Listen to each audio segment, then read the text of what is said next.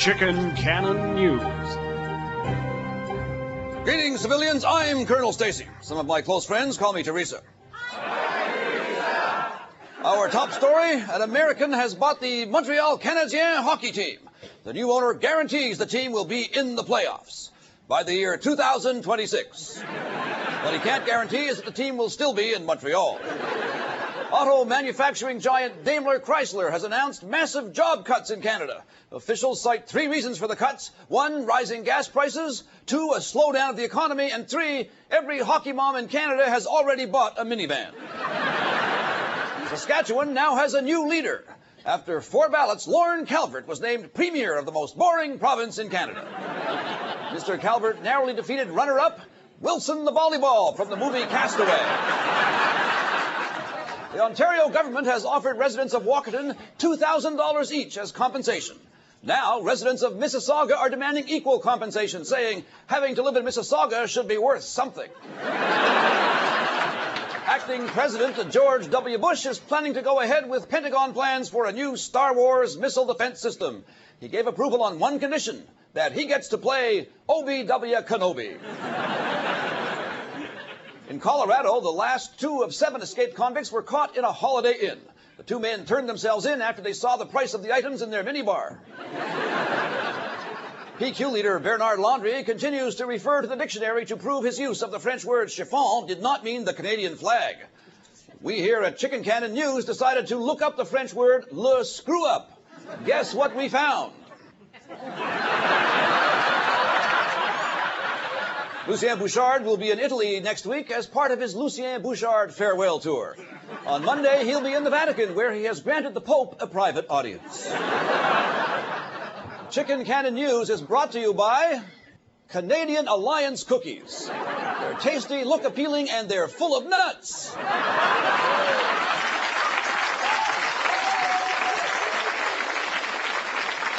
A Vancouver study has concluded hands-free cell phones do not make driving safer. They do, however, make it easier for drivers to apply their makeup and drink coffee. And now it's time for the politically incorrect news story of the week. The Canadian Mint is issuing a $50 bill with founding feminists on one side. Feminists are pleased with the choice, but insisted there not be a smiling Prime Minister Borden on the other side. The women say they don't want to see a man enjoying himself. That was the politically incorrect news story of the week. The Genie Awards, celebrating Canada's motion picture industry, were handed out Monday night. Filmgoers say it's getting tougher to see Canadian movies, especially now that we have only one airline.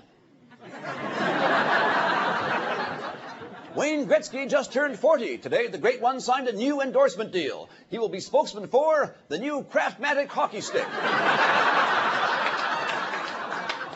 The TV show ER continues to be a hit in Canada. Last week's episode had nearly 2 million viewers, which coincidentally is the same number of people currently waiting in Canadian emergency rooms. And now it's time to salute our newsmaker of the week.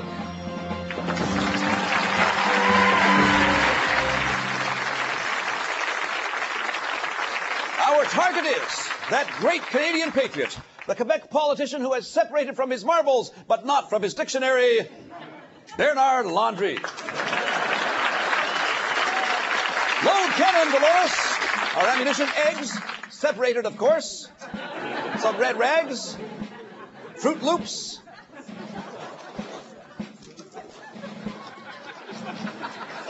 French fries, pardon, les French fries. A pocket French dictionary. Crazy glue. Tomatoes. And to top it off, the breakfast of separatists, cognac.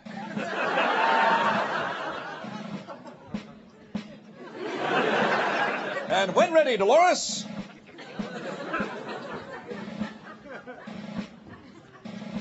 Fire!